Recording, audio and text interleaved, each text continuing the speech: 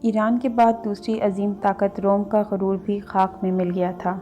حضرت عمر فاروق رضی اللہ تعالیٰ عنہ نے فلسطین کی جنگی مہم حضرت عمرو بن العاص رضی اللہ تعالیٰ عنہ کے سپرد کی تھی، مگر درمیان میں جنگ یرموک چھڑ جانے سے وہ مہم ادھوری رہ گئی تھی۔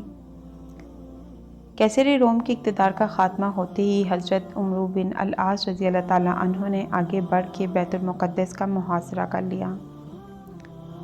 عیسائی قلعہ بند ہو کر مقابلہ کرتے رہے۔ اس دوران میں حضرت ابو عبیدہ رضی اللہ تعالیٰ عنہ بھی اپنے لشکر کے ساتھ بیت المقدس میں پہنچ گئے۔ عیسائیوں نے کچھ دنوں تک مدافعت کی، مگر ان کی عسکری قوت بکھر چکی تھی، اس لیے مسلمانوں سے صلح پر آمادہ ہو گئے، مگر اس کے ساتھ ہی یہ شرط بھی رکھ دی کہ خود امیر المؤمنین حضرت عمر فاروق رضی اللہ تعالیٰ عنہ یہاں آ کر صلح کا معاہدہ تحریر کریں۔ یہ بڑی عجیب شرط تھی، مگر حضرت ابو عبیدہ رضی اللہ تعالیٰ عنہ نے فوراً ہی قاصد کو ایک خط دے کر مدینہ منورہ کی طرف روانہ کیا۔ خط میں یہ عبارت درج تھی: اگر امیر المؤمنین بنفس نفیس یہاں تشریف لے آئیں تو بیت المقدس جنگ و جدل اور خون ریزی کے بغیر مسلمانوں کے قبضے میں آ سکتا ہے۔ حضرت عمر فاروق رضی اللہ تعالیٰ عنہ نے حضرت ابو عبیدہ رضی اللہ تعالیٰ عنہ کا خط پڑھا، حضرت عثمان غنی اور حضرت علی رضی اللہ تعالیٰ عنہ سے مشورہ کر کے بلا تاخیر فلسطین کے سفر پر روانہ ہو گئے۔ آسمان کی آنکھ نے ایسا منظر نہ پہلے کبھی دیکھا تھا اور نہ آئندہ کبھی دیکھے گی۔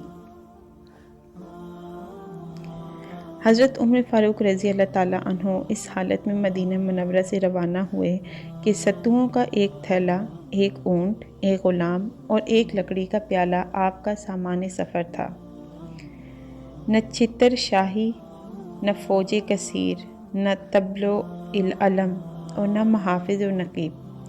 کیسر و کسریٰ کے تاج جس کے قدموں کا غبار بن چکے تھے، یہ اس عظیم فاتح کا سفر تھا۔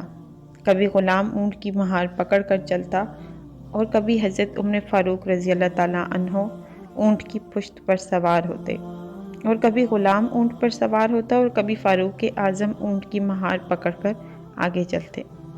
یہ 18 ہجری رجب کا مہینہ تھا۔ جابیہ کے مقام پر اسلامی فوج کے اعلیٰ افسروں نے حضرت عمر فاروق رضی اللہ تعالیٰ عنہ کا استقبال کیا۔ اس وقت یہ فوجی افسر ایران کے قیمتی ریشمی کپڑوں کی قبائیں پہنے ہوئے تھے۔ انہیں دیکھ کر حضرت عمر فاروق رضی اللہ تعالیٰ عنہ غضبناک ہو گئے۔ تم لوگوں نے اتنی جلدی اسلامی سادگی کو چھوڑ کر اجمیوں کی عادتیں اختیار کر لیں۔ فوجی افسران نے ریشمی قباؤں کے دامن اٹھا کر دکھائے جن کے نیچے جنگی ہتھیار موجود تھے۔ حضرت عمر فاروق رضی اللہ تعالیٰ عنہ خاموش ہو گئے۔ بیت المقدس کے عیسائی رئیس بھی جابیہ پہنچ گئے۔ پھر اسی مقام پر وہ تاریخ ساز معاہدہ تحریر کیا گیا جس کی تفصیلات حسب ذیل ہیں۔ یہ وہ امان ہے جو اللہ کے غلام امیر المؤمنین حضرت عمر رضی اللہ عنہ نے ایلیا کے لوگوں کو دی۔ یہ امان ان کی جان، مال، گرجا، صلیب، تندرست، بیمار، ان کے تمام مذاہب والوں کے لیے ہے۔ ان کی گرجاؤں میں نہ سکونت اختیار کی جائے گی اور نہ وہ ڈھائے جائیں گے، یہاں تک کہ ان کے احاطے اور چار دیواریاں بھی محفوظ رہیں گی۔ نہ ان کی صلیبوں کو نقصان پہنچایا جائے گا اور نہ ان کے مال میں کچھ کمی کی جائے گی۔ مذہب کے بارے میں ان پر کوئی جبر نہیں کیا جائے گا۔ واضح رہے کہ ایلیا میں ان لوگوں کے ساتھ یہودی رہنے نہیں پائیں گے۔ ایلیا والوں پر فرض ہے کہ وہ دوسرے شہروں کی طرح جزیہ ادا کریں اور یونانیوں کو اپنے علاقے سے نکال دیں۔ ان یونانیوں میں سے جو شہر سے نکلے گا اس کی جان و مال کی حفاظت کی جائے گی جب تک کہ وہ اپنی جائے پناہ پر نہ پہنچ جائے، اور ان میں سے جو ایلیا ہی میں سکونت اختیار کرنا چاہے تو اس کے لیے بھی امان ہے، مگر اسے ایلیا والوں کی طرح جزیہ دینا ہوگا۔ ایلیا والوں میں سے جو شخص اپنی جان و مال لے کر یونانیوں کے ساتھ نکل جانا چاہے تو وہ بھی مامون و محفوظ ہے۔ اس تحریر پر اللہ، رسول صلی اللہ علیہ وآلہ وسلم، خلفاء اور مسلمانوں کا ذمہ ہے، بشرطے کہ یہ لوگ مقررہ جزیہ ادا کرتے رہیں۔ اس معاہدے پر حضرت خالد بن ولید، حضرت عمرو بن العاص، حضرت عبد الرحمن بن عوف اور حضرت معاویہ بن ابو سفیان رضی اللہ تعالیٰ عنہ گواہ ہیں۔ یہ معاہدہ 18 ہجری میں تحریر کیا گیا۔ ایلیا خلیج عقبہ کے شمالی سرے پر واقع ایک ساحلی شہر ہے۔ اس معاہدے کی تکمیل کے بعد حضرت عمر فاروق رضی اللہ تعالیٰ عنہ بیت المقدس کی جانب روانہ ہوئے۔ حضرت ابو عبیدہ رضی اللہ تعالیٰ عنہ اور دیگر فوجی افسران نے شہر کے باہر نکل کر امیر المومنین کا استقبال کیا۔ اسلام کے عظیم فاتح کا لباس اتنا معمولی اور فرسودہ تھا کہ اسے دیکھ کر مسلمان فوجیوں کو شرم سی محسوس ہونے لگی۔ اس خیال سے کہ امیر المومنین کو اس لباس میں دیکھ کر عیسائی کیا کہیں گے، حضرت ابو عبیدہ رضی اللہ عنہ نے ترکی گھوڑا اور قیمتی پوشاک حضرت عمر کی خدمت میں پیش کی۔ حضرت فاروق اعظم نے فرمایا، اللہ نے جو ہم کو عزت بخشی ہے وہ اسلام کی عزت ہے اور وہی ہمارے لیے کافی ہے۔ پھر فاتح ایران و روم یہی بوسیدہ لباس پہنے ہوئے بیت المقدس میں داخل ہوئے۔ سب سے پہلے مسجد اقصیٰ میں حاضر ہوئے اور چند آیات قرآنی پڑھ کر محراب داؤد علیہ السلام کے قریب طویل سجدہ ادا کیا۔ اللہ تعالیٰ نے مسلمانوں سے کیا ہوا وعدہ پورا کر دیا تھا کہ اگر تم مومن ہو تو پھر تم ہی دنیا پر غالب رہو گے۔ صوبہ تکریت اور الجزیرہ شام اور عراق کے درمیان واقع تھے۔ بیت المقدس کی فتح کے بعد شکست خوردہ ایرانی اور رومی انہی دونوں مقامات پر جمع ہوئے اور اپنے عقائد کے اختلاف کے باوجود مسلمانوں کے خلاف متحد ہو کر ہنگامہ آرائی کرنے لگے۔ حضرت عمر فاروق رضی اللہ تعالیٰ عنہ کی ہدایت کے مطابق حضرت سعد بن ابی وقاص رضی اللہ تعالیٰ عنہ نے 5000 سپاہیوں کے ساتھ قلعہ تکریت کا محاصرہ کر لیا۔ پھر ایک خون ریز جنگ کے بعد اسلامی لشکر نے تکریت پر قبضہ کر لیا۔ بہت ہی مختصر تعداد میں ایرانی اور رومی اپنی جانیں بچا کر فرار ہو سکے، باقی سب کے سب موت کی خوراک بن گئے۔ اسلامی پرچم مزید بلند ہوا اور قسطنطنیہ میں بیٹھے ہوئے مغرور عیسائی بادشاہ قیصر روم کو ایک اور صدمہ برداشت کرنا پڑا۔ پھر وقت اپنی مقررہ رفتار سے گزرتا رہا اور اسلامی سلطنت سیاسی نشیب و فراز سے دو چار ہوتی رہی، یہاں تک کہ 5 صدیاں گزر گئیں۔ یہ 532 ہجری کی ایک تاریک رات کا واقعہ ہے۔ اس وقت نجم الدین ایوب قلعہ تکریت کا حاکم تھا۔ نجم الدین ایوب کا تعلق کردوں کے معزز ترین قبیلے کرویہ سے تھا۔ نجم الدین ایوب آسائش اور عزت و وقار کی زندگی گزار رہا تھا کہ اچانک بدبختی اس کے خاندان پر سایہ فگن ہو گئی۔ تکریت کے حاکم اعلیٰ مجاہد الدین کی طرف سے ایک حکم نامہ جاری ہوا جس میں کہا گیا تھا کہ نجم الدین ایوب اور اس کا چھوٹا بھائی اسد الدین شیرے کو اسی وقت تکریت چھوڑ کر بہت دور چلے جائیں۔ جب نجم الدین ایوب انتہائی شکستگی کے عالم میں سامان سفر باندھ رہا تھا، اسی وقت محل میں ایک نومولود بچے کی چیخیں سنائی دینے لگیں۔ دنیا میں آنے والا یہ بچہ تکریت کے معزول حاکم نجم الدین ایوب کا فرزند تھا۔ کچھ دیر بعد ایک کنیز بچے کو لیے ہوئے نجم الدین ایوب کی خدمت میں حاضر ہوئی۔ پہلے اس نے انتہائی پرجوش لہجے میں بیٹے کی پیدائش پر باپ کو مبارکباد دی، پھر ادب و احترام کے ساتھ عرض کرنے لگی، امیر محترم، چھوٹے امیر کے کانوں میں اذان دے کر ان کا نام تجویز کر دیجئے۔ کنیز کی بات سن کر نجم الدین ایوب غضبناک ہو گیا اور چیخ کر بولا، میرے سامنے سے لے جاؤ اس منحوس کو، میں اس کی شکل بھی نہیں دیکھنا چاہتا۔ یہ بچہ فاتح اعظم صلاح الدین ایوبی تھا جسے اس کا باپ منحوس سمجھتا تھا۔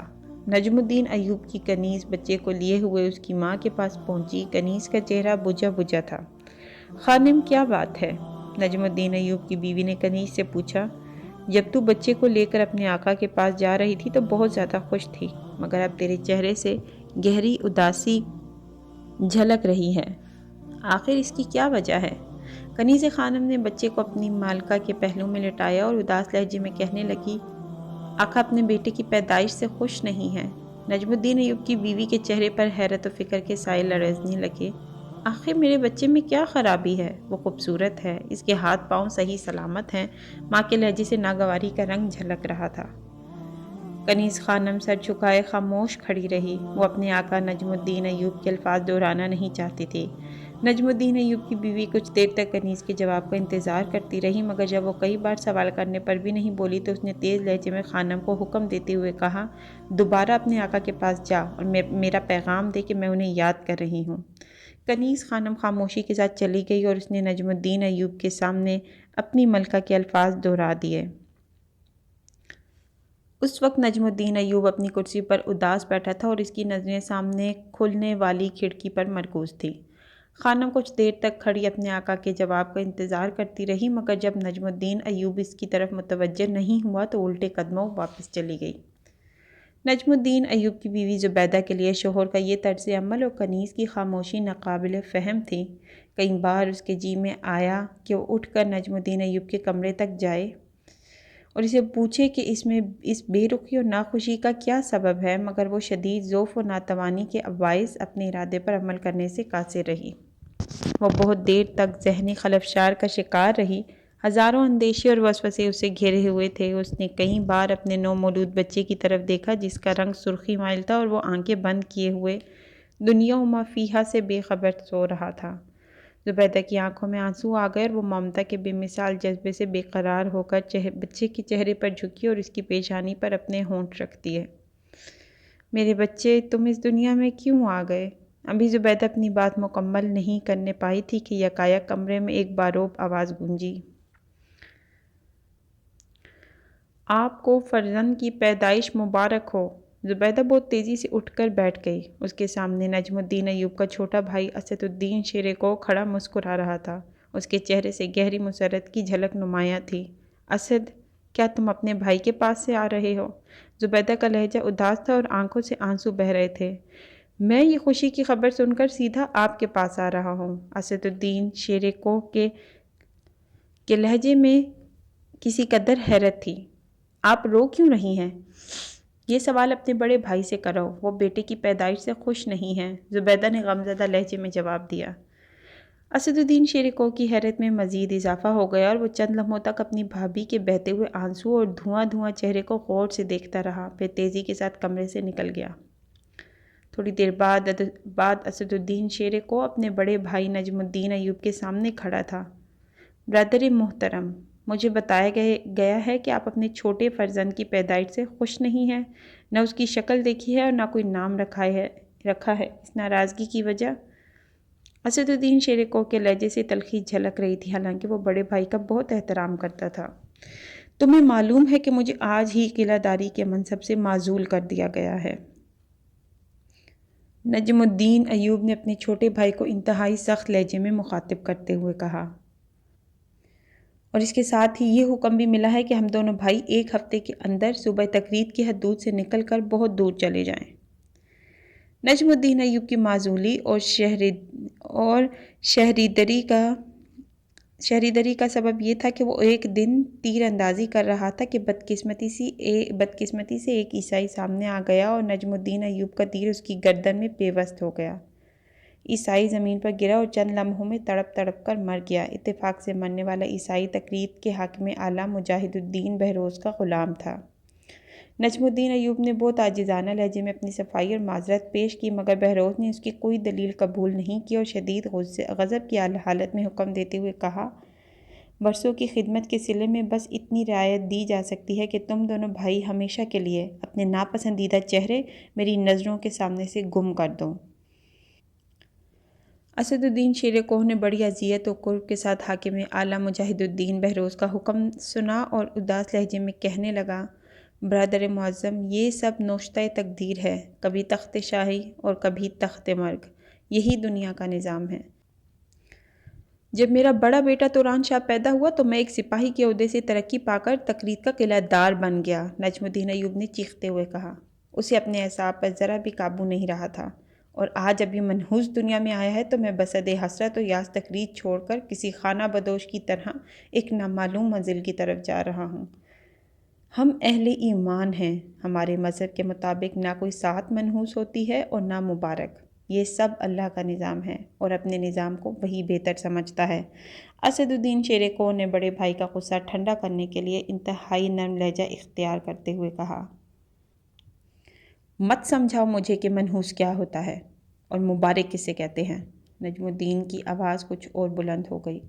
بڑے بھائی کی طرف سے غیظ و غضب کے اس مظاہرے پر اسد الدین شیر کوہ بھی خاموش نہ رہ سکا۔ گستاخی معاف، عیسائی غلام کا قتل آپ کے ہاتھوں ہوا ہے، پھر اس معصوم بچے کو یہ سزا کیوں دی جا رہی ہے؟ نجم الدین ایوب اپنی معزولی سے اس قدر بدحواس ہو گیا تھا کہ اس نے چھوٹے بھائی کو بھی بری طرح ڈانٹ دیا۔ مجبوراً اسد الدین شیر کوہ واپس چلا گیا، پھر وہ اپنی بھاوج کے کمرے میں داخل ہوا، بڑی سرشاری کے عالم میں بھتیجے کو پیار کیا، اس کے کان میں اذان دی اور والہانہ انداز میں کہنے لگا، یہ میرا یوسف ہے۔ بچے کے چہرے پر ایک عجیب سا نور تھا، بڑی کشش تھی، اسی لیے اسد الدین شیر کوہ نے بھتیجے کو یوسف کا مبارک نام دیا تھا۔ پھر اسی بچے یوسف نے صلاح الدین ایوبی رحمۃ اللہ علیہ کے نام سے شہرت دوام حاصل کی۔